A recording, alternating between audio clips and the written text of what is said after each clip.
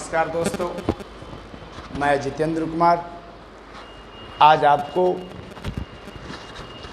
Target science centre YouTube channel में आप सभी को बहुत बहुत स्वागत है। दोस्तों, आज आप लोगों के बीच मानव लीवर, मानव यकृत से संबंधित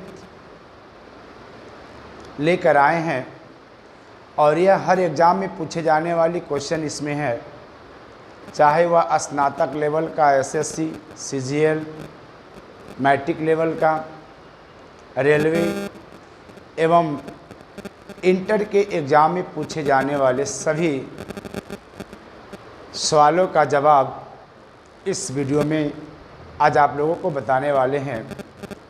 दोस्तों, लीवर मानव ग्रंथि की सबसे बड़ी, मानव शरीर की सबसे बड़ी ग्रंथि है जो आपको उदर कैविटी के ऊपरी भाग में एवं दाहिनी ओर स्थित होती है। जी हाँ, उदर कैविटी के ऊपरी भाग में और दाहिनी ओर स्थित होती है। यकृत का रंग धूसर चॉकलेटी कलर की होती है। जी हाँ, इसका रंग धूसर और चॉकलेटी कलर की होती है तथा इसका वजन 1.5 से 2 केजी तक होता है। मानव के शरीर के वेट के हिसाब से इसके भी वजन की मात्रा मापी जाती है। कहता है कि लीवर के चारों ओर एक झिल्ली, एक मेम्ब्रेन होता है, जिस मेम्ब्रेन को हम लोग पेरिटोनियम झिल्ली या पेरिटोनियम मेम्ब्रेन कहते हैं और इसी पेरिटोनियम आवरण के द्वारा ये घिरा रहता है। दोस्तों, यकृत बाइल जूस यानी पित्त रस को स्त्रवित करता है और जो पित्ताशय नामक यानी गॉल ब्लैडर में जाकर के एकत्रित करता है। जी हाँ, पित्त लीवर में बनता है और गॉल ब्लैडर में जाकर के पित्त जमा हो जाता है और गॉल ब्लैडर से ही पित्त जो है हमारे बीच निकलता है और आमाशय में आता है। बाइल आंत में उपस्थित एंजाइम की क्रिया को तीव्र कर देता है और वह भोजन के अम्लीय माध्यम को क्षारीय कर देता है।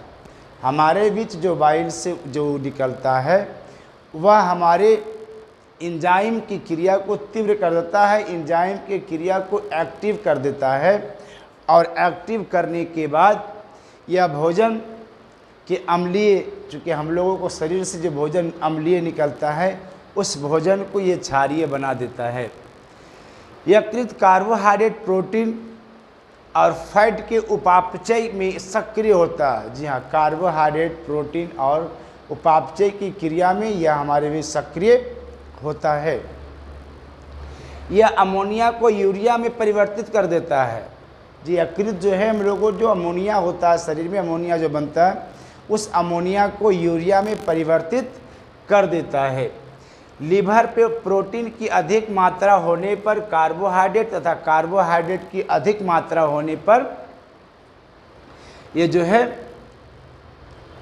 लीवर को प्रोटीन की अधिक मात्रा होने पर कार्बोहाइड्रेट और कार्बोहाइड्रेट की अधिक मात्रा होने पर फैट में परिवर्तित कर देता है। अगर लीवर में सबसे अधिक मात्रा में कार्बोहाइड्रेट प्रोटीन बनता है तो ये कार्बोहाइड्रेट में बदलेगा और कार्बोहाइड्रेट जब अधिक मात्रा हो जाती है तो ये फैट में परिवर्तित कर देता है।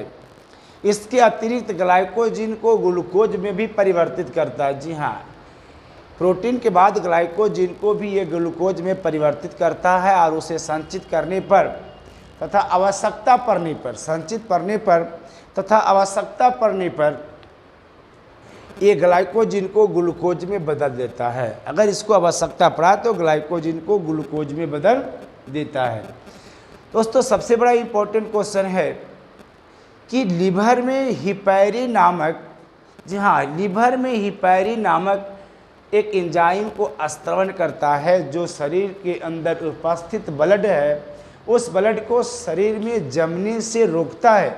सबसे बड़ा इम्पोर्टेंट, कभी कभी क्वेश्चन पूछता है कि शरीर का कौन सा भाग है जहाँ से हिपैरिन का निर्माण होता है, तो जी लीवर होता है। किसकी कमी के कारण ब्लड जो है थक्का नहीं बन पाता है, तो जी हिपैरिन के कारण। अब देखिए हिपैरिन शरीर के अंदर है, इसलिए जब वो ब्लड को जमने नहीं देता है, लेकिन जैसे ही ब्लड बाहर आता है तो ब्लड में कहता है कि फाइब्रिनोजन लीवर बनाता है, फाइब्रिनोजन नामक प्रोटीन का निर्माण करती है, और फाइब्रिनोजन प्रोटीन का निर्माण करने के बाद जो शरीर के बाहर रक्त आते हैं तो रक्त को बाहर आने पर ये थक्का बन जाता है, और थक्का बनने में मदद करता है जिसका नाम फाइब्रिनोजन है। ये बाहर आने में मदद करता है और हिपैरिन अंदर रहने में, ब्लड को न जमने में मदद करता है। यकृत का आकार 16 से 23 सेंटीमीटर लंबा होता है। जी हाँ, यकृत का आकार 16 से 23 सेंटीमीटर लंबा होता है।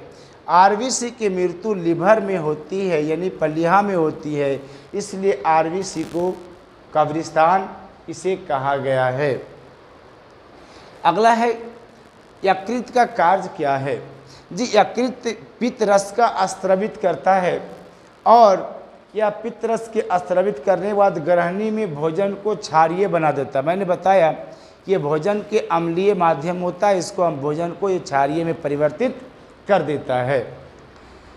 आगे कहता है कि भोजन जो है वसा के इमल्सीकरण भी करता है। यह भोजन के रूप में जो वसा है उस वसा को इमल्सीकरण भी करता है, उसको तोड़ता है। मैंने बताया था पहले, इसके पहले वीडियो में भी, कि यह भोजन को अर्धनिर्मित अवस्था में ले जा करके और आंत को दे देता है। भोजन आहार नाल से अवशोषित बचा हुआ भोजन का सबसे यकृत में पहुँचता है। कहता है आहार नाल के बाद जो बचा हुआ भोजन है वह सबसे पहले यकृत में पहुँचता है, और फिर यकृत से शरीर को आवश्यकता अनुसार भोजन शरीर में भेजता है। जैसे जैसे इसकी आवश्यकता होती है वैसे वैसे यह शरीर को आगे के लिए भेजता है। यकृत में एक विषैले पदार्थ होते हैं, निष्क्रिय होता है, जो हमारे शरीर में बैक्टीरिया प्रोटीन अगर चले जाते हैं तो उसे यह क्या करता है, मार देता है, इसलिए यह एक विषैले पदार्थ का स्रावित करता है। कहता है यकृत में कोशिकाएं में, यकृत कोशिका में विटामिन ए, विटामिन बी12 और विटामिन डी संचित करता है, निसंचित करके उत्पन्न करता है। कहता है कि यकृत कोशिकाएं में लोहा, तांबा आदि का संचित होता है। इसमें जो जो तत्व हैं, इसमें लोहा का, तांबा का और अन्य बहुत सारे तत्व हैं जिसको ये क्या करता है, संचित करता है। आइए अब हम लोग थोड़ा सा लीवर के पिक को देखें। देखिए दोस्तों, यही लीवर का पीक है, आप लोगों को दिख रहा होगा, यही लीवर का पीक है, और इसमें से ये जो दिख रहा है ये है आपका गॉल ब्लैडर। ये पूरा लीवर है, और ये लीवर में जाने वाले जो है छोटे छोटे तंत्रिकाएं होती है, और ये गॉल ब्लैडर जिसको हम लोग पित्ताशय कहते हैं। दोस्तों ये पित्त बनता है, पित्त बनने के बाद ये सीधे पित्ताशय में आकर जमा होता है, और पित्ताशय से ही ये निकल करके हमारा जो है गॉल आपका अमाशय में आता है, और अमाशय के जस्ट अपोजिट साइड में पैनक्रियाज लगा होता है। मैं पैनक्रियाज के जब वीडियो बनाएंगे उसमें आपको बताएंगे। अब देखिए गॉल ब्लैडर होता है, गॉल ब्लैडर में एक सिस्टेटिक डक्ट होता है, ये डिओडेनम है दोस्तों, ये डिओडेनम है, यहीं से छोटी आंत की शुरुआत होती है। ये कॉमन बाइल डक्ट है जहाँ से हमारा पैनक्रियाज में जूस जाता है। हेपेटिक आर्टरी है, स्पेलिन है, पलीहा ये है। इसे ही हम लोग वो भी बता रहे थे कि आरबीसी का कब्रिस्तान कहा जाता है, और ये लेफ्ट हेपेटिक डक्ट है। तो दोस्तों इस तरह से मानव के शरीर में जो है हमारा लीवर में काम करता है। लीवर हमारा बाइल जूस बनाता है, लीवर को बाइल जूस बनाने के बाद ये गॉल ब्लैडर को देता है, गॉल ब्लैडर में स्टोर होता है। गॉल ब्लैडर जो है आवश्यकता पड़ने पर अमाशय को देता है। अमाशय में मैंने बताया था कि अमाशय जो है धीरे धीरे करके उसको खंडित करता है, और खंडित करने के बाद ये फिर अंतिम में छोटी आंत को देता है। तो इस तरह से हमारा जो है यकृत का काम है, यकृत काम करता है, और यकृत पूरी तरह से हमारा जो है मतलब सबसे बड़ी ग्रंथियां हैं। अगर ये ग्रंथियां का रंग जो है से धूसर होते हैं, चॉकलेटी कलर का होता है, इसमें बाइल जूस बनता है। दोस्तों इसमें से बहुत सारे क्वेश्चन पूछा जाता है। जैसे आपसे पूछेगा कि मानव शरीर की सबसे बड़ी ग्रंथियाँ क्या है, तो आपको बोलना होगा कि मानव शरीर के सबसे बड़ी ग्रंथियाँ लीवर है। दूसरा क्वेश्चन पूछता है कि बाइल जूस का निर्माण कहाँ होता है, तो बाइल जूस का निर्माण लीवर में होता है। बाइल जूस कहाँ आकर के एकत्रित होता है, यहीं पर लोग ज़्यादातर क्वेश्चन गलत मार देते हैं। तो बाइल जूस है जो गॉल ब्लैडर में एकत्रित होता है और गॉल ब्लैडर से पार करते हुए ये आमाशय में देता है। अब गॉल ब्लैडर है तो यहाँ पे गॉल ब्लैडर नामक थैली में संचित रहता है। बाइल आंत में जितने भी प्रकार के एंजाइम है वो एंजाइम की क्रिया को तीव्र कर देता है और भोजन को अम्लीय से क्षारीय कर देता है। तो दोस्तों इस प्रकार से हमारा शरीर में ये जो है काम करता है और हम लोग इसको इस तरह से याद करते हैं। और यह एक बहुत बड़ा शरीर का ग्रंथियाँ है और ये ग्रंथि मानव शरीर के लिए बहुत फ़ायदेमंद होता है। और ये फ़ायदेमंद ग्रंथियाँ जो है हर इंसानों के लिए, हर मानव के लिए बहुत ज़रूरी है। अगर मानव के शरीर में ये ग्रंथियाँ नहीं होती तो मानव में पित्त का निर्माण नहीं होता। पित्त का निर्माण नहीं होता तो हम लोग भोजन का डाइजेस्ट नहीं कर पाते। तो यही सारी बात है। और अब इसी के साथ अब मैं बता दूं कि यकृत का कार्य क्या है। तो यकृत जो है पित्तरस का स्रावित करता है, जैसा मैंने पहले भी बताया। और स्रावित करने के बाद ये ग्रहणी में भोजन को क्षारीय बनाता है। अगर जो इसके अंदर भोजन है उसको क्षारीय बनाता है और भोजन में वसा को इमल्सीकरण करता है, जहाँ तोड़ता है, छोटे छोटे खंडे खंडे भागों में तोड़ता है।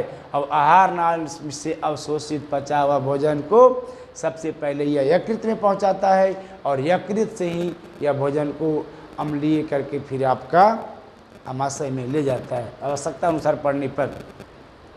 यकृत में मैंने बताया एक विषैले पदार्थ का स्त्रवण होता है और ये विषैले पदार्थ जो है से कोशिकाओं को स्त्रवण करता है। तो दोस्तों आज आप लोगों को लीवर से संबंधित जितने भी प्रकार के क्वेश्चन पूछा जाता है आज आप लोगों को लीवर में मैंने बताया।